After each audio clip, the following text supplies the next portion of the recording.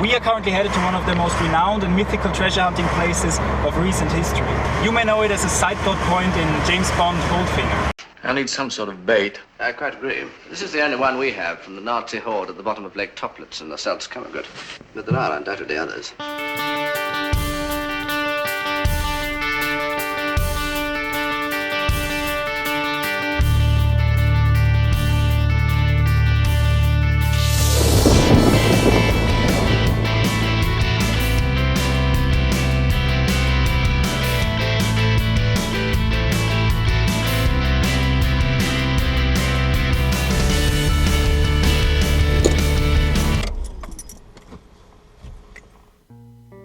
Lake Toplitz, a small and unsuspecting lake in the center of Europe.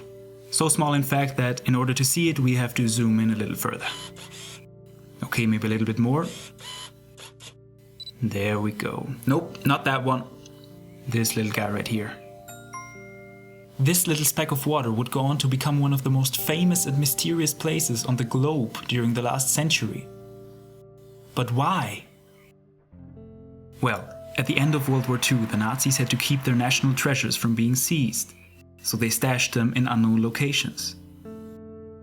These treasures included money, pieces of art, and, most prominently, gold. And rumor has it that Lake Toplitz was chosen as a primary hiding spot for one of the largest gold reservoirs of all.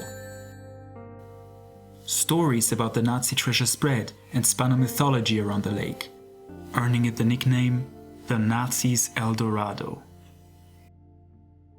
So when was the gold found?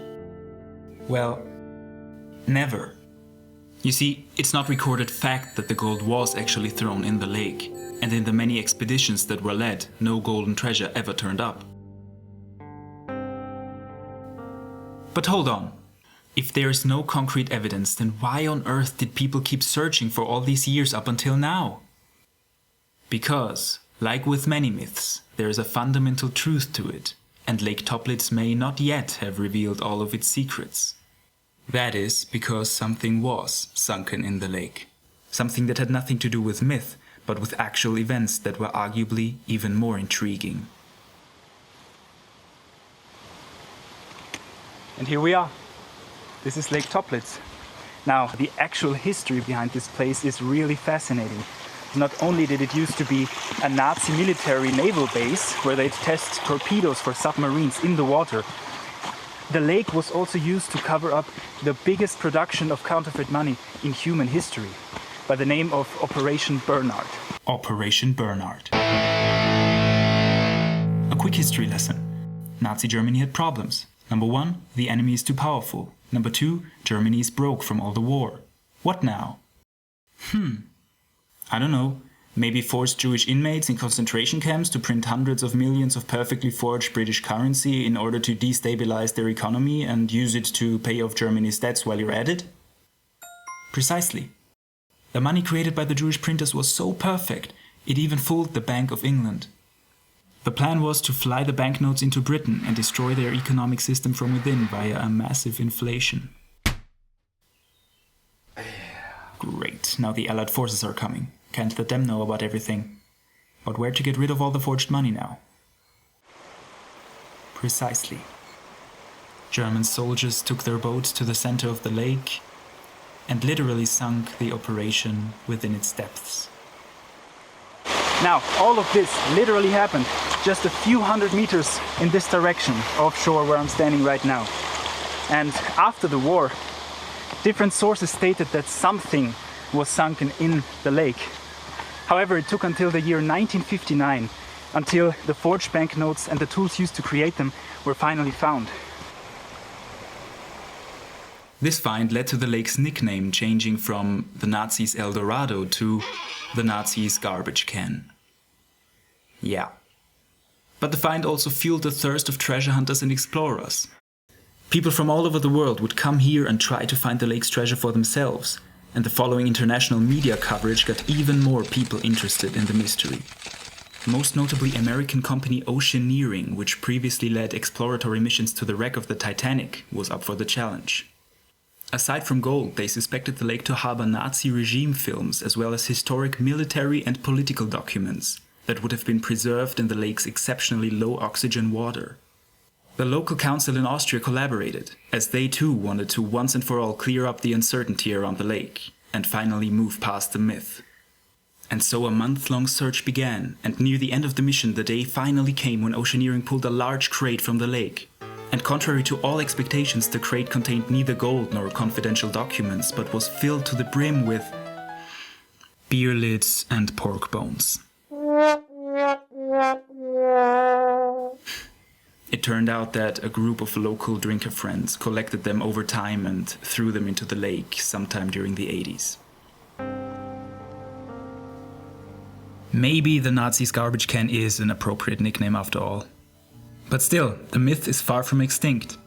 Since the opposite could never be proven, the possibility of gold in the lake persists, and people still expect somebody to find one of the biggest treasures in history someday in the future. If you wanted to be that somebody, however, you would run into trouble pretty quickly. Private explorations of the lake have been banned following events in 1963, when a 19-year-old sport diver from Munich died while attempting it himself. You see, because Lake Toplitz is a really treacherous lake for diving. The reason for that is that between the surface and the bottom of the lake there is actually a layer of dead trees which won't rot. Because of this incident, all diving was actually banned for 20 years. And actually, until this day, there is no private diving allowed in this lake.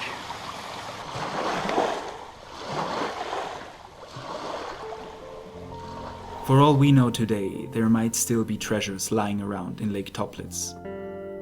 In 2009, a plan was made to scientifically chart the whole lake and once and for all settle the debate on whether gold or any other treasuries were in it. But fate had it that in the very same year the plan was cancelled due to organization issues. In 2012, another mapping was planned, which has still not been executed as of the date this video hits YouTube.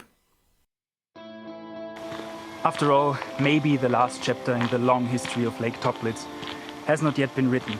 And maybe there is nothing else to write. Maybe it was just a huge garbage bin for the Nazis to cover up some of their undertakings. But still, for a garbage bin, it is quite a nice place. And if you think about the lives this place has impacted and the mystery it has grown, I think it is truly a place with a legacy.